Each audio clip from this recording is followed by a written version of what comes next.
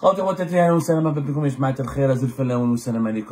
que vous allez bien, j'espère que vous vous portez bien. La situation vient de s'accélérer, les événements viennent de s'accélérer. La situation vient d'empirer dans le dossier d'MRDZ puisque les autorités algériennes ont enfin réagi, ont officiellement réagi à une heure tardive. Aujourd'hui, le 12 avril 2025, dans la nuit du 12 avril 2025, le ministère des Affaires étrangères nous a fait part d'un communiqué extrêmement long et un communiqué inédit puisque dans ce communiqué, le ministère algérien des Affaires étrangères, après avoir tenté, par le régime algérien, les autorités algériennes, après avoir tenté d'étouffer cette affaire d'MRDZ, dans laquelle 3 personnes ont été incarcérées vendredi 11 avril 2025 à une heure tardive de la nuit, après avoir que le Parti national antiterroriste français, après avoir confirmé à l'AFP ce que nous, on avait révélé précédemment, à savoir l'implication d'un agent officiel de l'État algérien, qui a été placé en détention hier en compagnie d'un proche à lui, apparemment quelqu'un qui a un lien de parenté avec lui, et d'un troisième individu, un troisième homme qui serait lui aussi d'origine algérienne, mais on ne sait pas si il est franco-algérien ou pas. Le deuxième, il est franco-algérien, et le premier, c'est un agent qui travaille pour le consulat d'Algérie à Créteil. Il travaille au niveau du service visa du consulat d'Algérie à Créteil. Il a été emprisonné. Au départ, les sources les plus proches du régime algérien ont tenté de nier en bloc, de dire c'est pas vrai, il y a eu une erreur, il y a eu une manipulation quelque part. Et ben là, le ministère des Affaires étrangères algérien, samedi 12 avril 2024, il nous a fait un communiqué dans lequel il confirme l'emprisonnement de l'un de ses officiels, l'un de ses agents officiels en France. Le communiqué commence par quoi? Le communiqué affirme que l'ambassadeur de France à Paris a été convoqué par le ministère des Affaires étrangères algérien. C'est le secrétaire général du ministère des Affaires étrangères, M. Lounès Magraman, qui a convoqué l'ambassadeur de France à Alger, M. Stéphane Romaté. Le pauvre, à chaque fois qu'il y a un problème entre le pays, je pense que c'est la 5e ou la 6e fois qu'il a été convoqué, parce qu'il y a des convocations qui ont été rendues publiques et assumées, d'autres convocations qui n'ont pas été rendues publiques. Je crois que Stéphane Romaté, c'est l'homme le plus malheureux du monde. À chaque fois, il se fait savonner, il se fait remonter il se fait tirer les oreilles à chaque fois qu'il y a un problème entre les deux pays.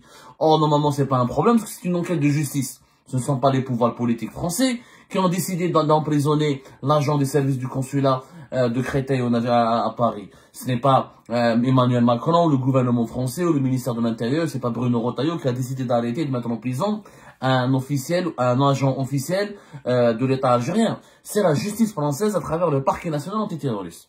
Il n'en demeure pas moins que le ministère des Affaires étrangères nous apprend ceci. Cette audience a eu pour objectif d'exprimer la vive protestation de l'Algérie suite à la décision des autorités judiciaires françaises de mettre en examen et de placer en détention provisoire un de ses agents consulaires en exercice sur le sol français, dans le cadre de l'ouverture d'une information judiciaire sur un supposé enlèvement du voyou. MRDZ est traité de voyou.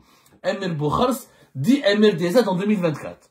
L'État algérien qui traite MRDZ de voyou. Bon, on parlera de ce dérapage dans un petit moment, mais déjà, le communiqué confirme que l'Algérie a confirmé l'emprisonnement de l'un de ses agents consulaires en exercice sur le sol français et qu'elle proteste et qu'elle demande sa libération.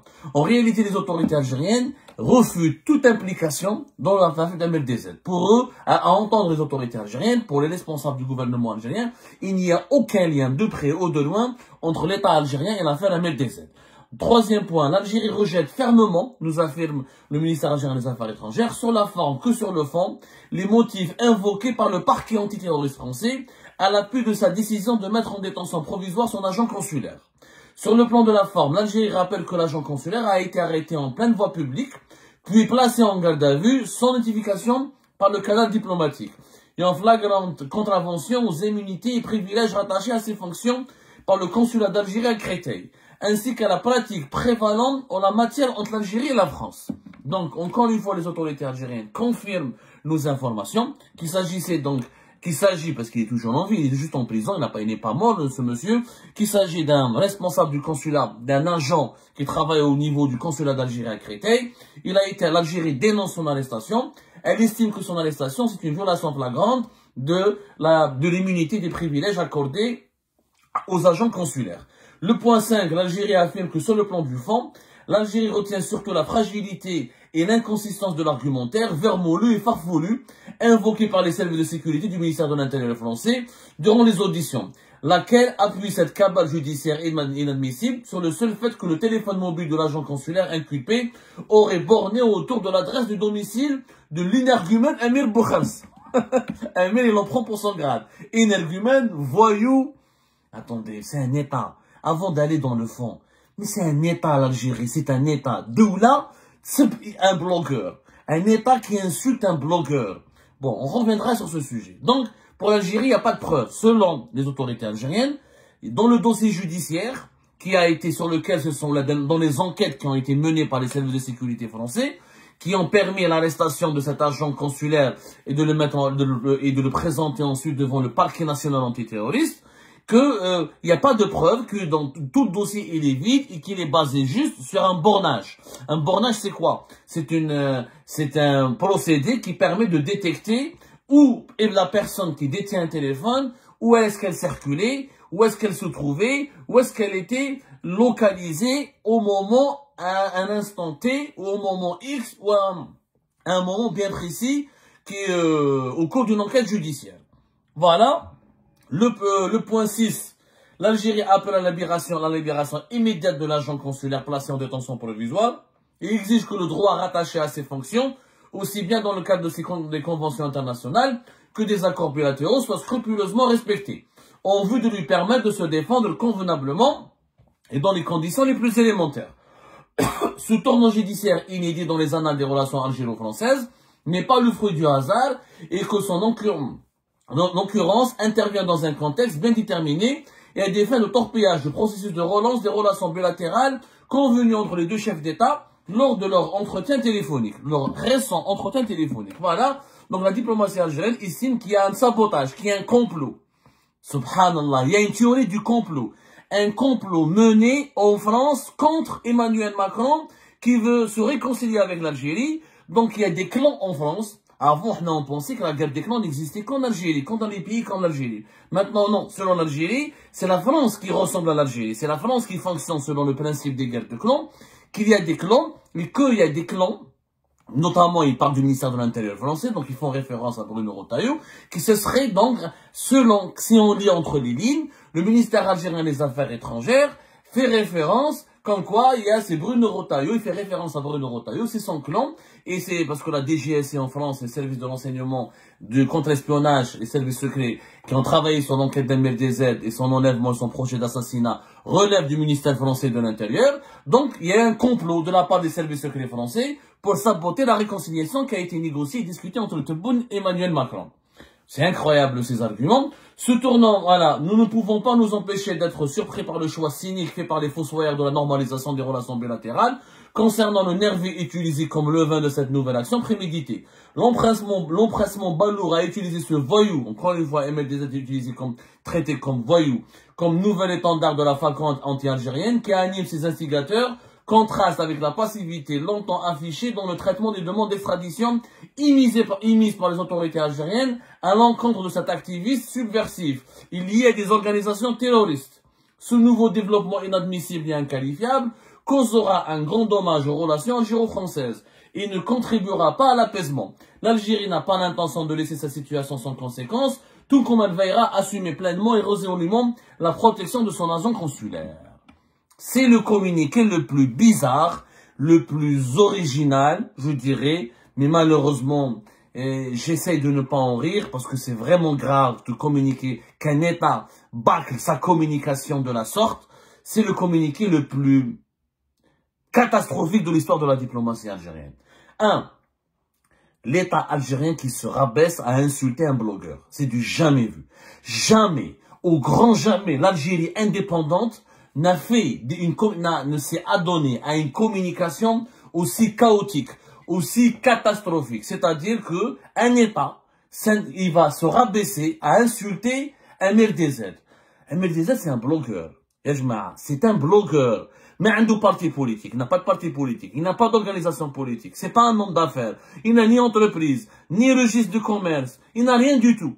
Il a une voiture, des téléphones, une page Facebook, YouTube et TikTok. C'est tout ce qu'il a à me dire. Un État l'insulte par le biais d'un communiqué officiel, le traite de voyou et d'énergumène. et de nervis. Un État se permet d'insulter un blogueur. Ça veut dire quoi? Ça veut dire que ce blogueur vous fait du mal. Ça veut dire que ce blogueur, vous le détestez. Sur le plan moral, on n'a jamais vu un État qui se rabaisse pour traiter, pour s'en prendre à des blogueurs ou à des activistes sur Internet de la manière la plus virulente, la plus insultante, la plus injurieuse dans un communiqué officiel. Les États n'insultent pas des individus. Les États défendent leurs intérêts. Les États, ils se bagarrent avec des États. Les États, ils s'en prennent à des États. Les États, ils affrontent d'autres États. Je n'ai jamais vu un État, ça c'est pas la PS, c'est pas un média public, c'est pas un média privé, c'est le ministère algérien des Affaires étrangères. C'est la diplomatie algérienne, Younes, la diplomatie qui a permis, depuis l'indépendance du pays, elle était l'un des étendards de la grandeur de l'Algérie à travers le monde. La diplomatie algérienne qui a négocié la libération des otages américains à Téhéran. La diplomatie algérienne qui a réconcilié l'Érythrée, qui a conclu la paix entre l'Érythrée et l'Éthiopie. La diplomatie algérienne qui a négocié des accords de paix dans plusieurs pays africains, notamment au Mali, ailleurs. La diplomatie algérienne qui a été respectée par les grandes puissances du monde, ou le Tahdra à la MRDZ, dans un communiqué officiel, il y a le trait de voyous, et c'est du jamais vu. Franchement, je suis choqué. C'est choquant. En plus, non seulement c'est immoral, on rabaisse l'État algérien, on le dévalorise. En plus, la manière avec laquelle ils ont parlé d'MRDZ, en réalité, c'est suspect. Les juges français vont maintenant croire, ils ont tous les éléments, l'État algérien reconnaît lui-même qu'il diabolise MRDZ, qu'il le déteste. Donc si vous le détestez, c'est que finalement vous avez, on peut douter de vous, donc le doute il est permis. Peut-être que vraiment il y a derrière l'enlèvement d'MLDZ des responsables liés à l'État algérien. Si ce voyou n'était pas aussi gênant, n'était pas aussi dangereux pour vous, pourquoi vous en parlez dans un communiqué officiel et pourquoi vous assumez le fait que vous le haïssez de façon aussi violente? Donc, quelque part, l'État algérien reconnaît lui-même qu'il en veut à MLDZ, alors qu'il est soupçonné par la justice française d'avoir commandité son assassinat. Donc, sur la forme comme sur le fond, ce communiqué est extrêmement maladroit. Maintenant, l'Algérie défend son agent consulaire. On aurait aimé d'abord qu'il confirme, il y a une confirmation de son emprisonnement. L'Algérie demande sa libération. Bien sûr, c'est de bonne guerre. Elle se doit, d'ailleurs, ça serait grave si le ministère algérien des Affaires étrangères ne défend pas son propre agent consulaire qui travaille au consulat d'Algérie à Créteil. Mais, attention, il n'y a pas eu de violation de la Convention de Vienne, c'est complètement faux. La Convention de Vienne de 1963, on en a parlé dans une émission, elle permet aux États de procéder à l'arrestation de diplomates étrangers ou d'agents consulaires étrangers s'ils commettent ou s'ils sont impliqués dans des crimes graves. Dans des crimes graves. Cette immunité diplomatique n'est pas absolue si l'agent consulaire peut être arrêté, il peut être mis en détention s'il commet un crime grave sur le sol du pays dans lequel il travaille. Un crime, l'enlèvement, l'entreprise terroriste ou un crime terroriste, séquestration, projet d'assassinat d'une personnalité publique qui a des opinions pour ses opinions politiques, un crime politique ou un crime terroriste, c'est un crime grave. La Convention de Vienne, elle est claire. On va détailler point par point ce qu'elle dit la Convention de Vienne concernant les consulats, la protection des agents consulaires. L'immunité diplomatique, elle ne te permet pas de venir tuer des gens, poser des bombes là ou c'est pas possible. C'est la Convention de Vienne, elle donne beaucoup de droits et une immunité, mais l'immunité n'est pas absolue. On en parlera demain. Quand, sur le plan 5, les autorités algériennes parlent de la fragilité et de l'inconsistance de l'argument vermoulu et farfelu invoqué par les services de sécurité du ministère de l'Intérieur durant les auditions. Attendez, c'est que les autorités algériennes jugent une enquête qui est menée en France. D'abord, c'est une violation de la souveraineté de la France. De deux, qui vous dit que dans le dossier judiciaire et dans le dossier sécuritaire, il n'y a pas de preuves matérielles. Il y a juste des communications téléphoniques. Je connais pas. Les juges français n'ont pas révélé, ils se sont pas exprimés. Il n'y a pas eu de point de presse, ils ont juste confirmé à l'AFP la mise en examen de 3 individus, dont 2 qui sont algériens, le deuxième est un franco-algérien, et l'un, détenteur d'un passeport de service, il travaille pour le consulat pour l'un des consulats d'Algérie. C'est pas la justice française qui a révélé le consulat d'Algérie de Créteil, c'est nous, Algérie part. Et on a été repris plus tard. comment on peut juger que dans le dossier, il n'y a pas de preuves? C'est-à-dire le parquet national antiterroriste français, l'une des juridictions les plus sensibles, les plus compétentes, les plus puissantes de France, qui est quand même un grand pays où la justice, elle est vraiment indépendante, elle est sérieuse, il s'est contenté, il n'a pas de preuves. Il a juste utilisé le bornage. Juste parce qu'il y a un bornage téléphonique autour du domicile de l'énergumène MLDZ, il a mis en prison quelqu'un. C'est-à-dire que les juges français, les juges algériens sont plus compétents. Les juges algériens, quand ils mettent les gens en prison pour des posts sur Facebook, pour des publications sur Facebook, pour des commentaires sur Facebook, quand ils condamnent à mort des journalistes pour les articles de presse, sont plus compétents, plus compétents que les juges français, qui sont très sérieux, qui jugent des chefs d'État, des grandes affaires internationales. C'est-à-dire, vous imaginez que les juges français n'ont pas de preuves? À la belle compagnie en France, pour mettre quelqu'un en prison, il faut vraiment un dossier béton. Il faut des preuves irréfutables. Cela signifie quoi? Cela signifie que le dossier judiciaire qui est entre les mains du parquet national antiterroriste français contient des preuves matérielles, contient des preuves irréfutables, qu'il n'y a pas uniquement des discussions sur téléphone ou qu'il n'y a pas un simple bornage. Cet agent du consulat, pourquoi il a été autour du domicile d'MLDZ? Pourquoi? Pourquoi? Zahmal, il s'est arrêté juste là. Il y a juste là, domicile d'MLDZ pour le prendre en photo. C'est qu'il y a quelque chose derrière. C'est pourquoi il a utilisé les intermédiaires qui ont été en contact avec les gangsters. Il y a des échanges, il y a des discussions, il y a des preuves matérielles, il y a eu des témoignages. Cette enquête a été menée par la DGSI française, les services secrets français. Donc l'Algérie dit légitime et conteste la légitimité, remet en cause la légitimité, la légalité de cette enquête. Soit, c'est très bien, c'est son droit, mais le faire de façon aussi publique et une façon aussi en utilisant des adjectifs qualificatifs extrêmement graves, vermoulu, farfelu, c'est des jugements de valeur. L'Algérie juge ainsi ou se permet d'apporter des jugements de valeur sur les enquêtes policières et judiciaires menées en France. Soit. Maintenant, qu'est-ce qu'on demande? Il faut que les autorités judiciaires françaises répondent. Moi, j'aimerais bien que maintenant, nous allons saisir le parquet national antiterroriste français et il faut qu'il fasse un point de presse. Il nous parle de ce dossier. Est-ce que les juges français se sont aventurés à mettre en prison un officiel de l'État algérien, un agent du consulat d'Algérie à Créteil, juste pour des discussions sur WhatsApp ou sur Facebook Messenger, ou juste pour avoir un bornage téléphonique?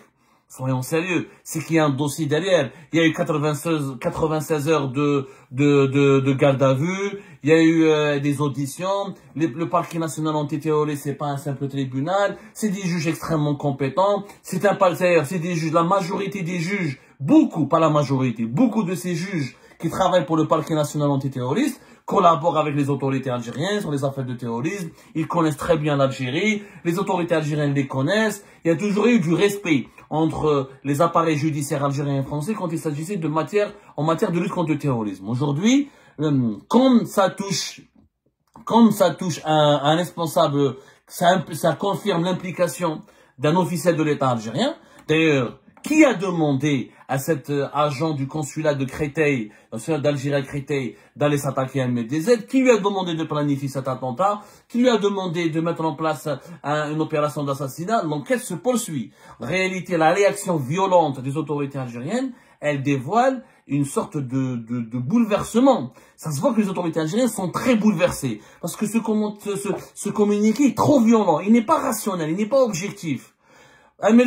Tu parles d'un voyou, d'un salopard, d'un énergumène. Tu remets en cause, tu t'attaques au service de sécurité français, tu t'attaques à la justice française. C'est trop violent pour être crédible.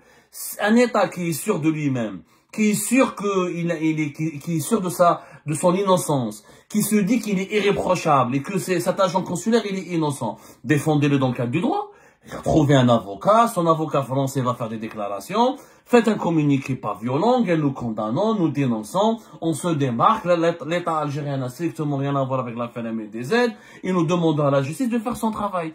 Mais faire des jugements de valeur, recourir aux insultes, à l'injure, tenter de discréditer la justice française et les services de sécurité français, faire de MLDZ un voyou, un énergumène, il y a anguille sous roche. Cette réaction trop violente, excessif et inédite pour un ministère des Affaires étrangères, elle dévoile un malaise. Il y a un malaise derrière cette affaire-là. Nous allons essayer de creuser pour comprendre ce malaise. En réalité, je ne comprends pas les dirigeants algériens. Il faudrait qu'ils sachent que quand ils parlent au nom de l'État, que l'État, c'est pas une PlayStation, c'est pas un espace privé, c'est pas un compte Facebook privé ou un espace privé. C'est l'État. On parle de l'État, c'est Doula. L'État, elle engage 47 millions d'Algériens et d'Algériens. Un État qui se rabaisse pour insulter un blogueur, il continue de le diaboliser. Un État qui ne répond pas aux arguments, il utilise, et l'argument du bornage, ce n'est pas la... Je rappelle que la justice française, elle ne s'est pas du tout exprimée. Ça, le bornage téléphonique, etc., ça a été révélé par les médias français. Nous en avons parlé. Les juges français ne se sont pas exprimés. Pourquoi ne pas avoir attendu? Pourquoi ne pas avoir demandé directement dans une correspondance officielle à la justice française de communiquer une copie du dossier? Une copie du dossier est déjà entre les mains d'ailleurs des avocats de ces 3 Algériens impliqués dans l'affaire MLDZ, dont l'agent consulaire il a des avocats. Ces avocats ont été approchés par l'AFP et la presse française, ils n'ont pas voulu s'exprimer, mais ils ont une copie du dossier. Est-ce que dans leur dossier, il n'y a que le bornage téléphonique? Si vraiment il n'y a que ça, je dirais que la justice française n'est pas crédible. Soyons sérieux, on parle de la justice française. On parle d'une justice qui a jugé Sarkozy, François Fillon, des ministres, du gouvernement, des ministres qui ont mais des généraux. Personne n'a échappé à la justice française parce qu'elle est rigoureuse et elle est sérieuse. Vous n'allez pas maintenant, ce n'est pas la justice algérienne qui condamne les gens, encore une fois, pour un post sur Facebook ou là pour une discussion privée sur WhatsApp qui pourra donner des leçons à la justice française. Je suis désolé, il faut redonner à César ce qui appartient à César, il faut remettre à César ce qui appartient à César, il faut rester aujourd'hui, l'État algérien devrait d'abord diligenter une enquête interne, demander des explications, une enquête interne, l'Algérie qu'elle fasse sa propre enquête. Est-ce que cet agent du consulat de Créteil il a agi tout seul? Pourquoi il est parti espionner MLDZ? Pourquoi il a participé à l'opération d'MLDZ? Et de 2, l'État algérien a le droit de démentir, mais en utilisant un certain langage. On est dans la diplomatie, il faut un langage de pleine éducation. La diplomatie, elle a des codes, elle a des normes, elle a des usages. On parle pas un ministère des Affaires étrangères ne peut pas parler comme un internaute comme une mouche électronique sur Facebook ou sur TikTok. C'est un État. Troisièmement, donnez-nous des arguments. Vous dites que vous n'avez rien fait contre MLDZ. Donnez-nous des arguments, donnez-nous des preuves que vous n'êtes pas impliqué. C'est tout. La preuve, prouvez l'innocence de l'agent consulaire. Et qu'il va avoir un tel procès. Prouvez, allez-y, que l'Algérie dépêche ses avocats et qu'elle démontre au juge français que cet agent consulaire et que l'autre agent qui n'a pas été arrêté, qui est l'ancien consul adjoint du consulat d'Algérie à Créteil, sont innocents. Si il est démontré par des preuves matérielles irréfutables que ces agents n'ont rien à voir avec l'affaire MLDZ, on va applaudir que l'Algérie a gagné. Bravo, l'Algérie a gagné, elle est irréprochable. Mais il faut ramener les arguments. Ce n'est pas par des injures, des insultes et des remises en cause insultantes et calomnieuses qu'on prouve l'innocence de personnes qui sont accusées de crimes extrêmement graves. On parle d'entreprises terroristes, on parle de séquestration, d'enlèvement, tentative d'assassinat, et c'est pour ces crimes graves, il n'y a pas d'immunité diplomatique. Je rappelle, il n'y a pas d'immunité diplomatique.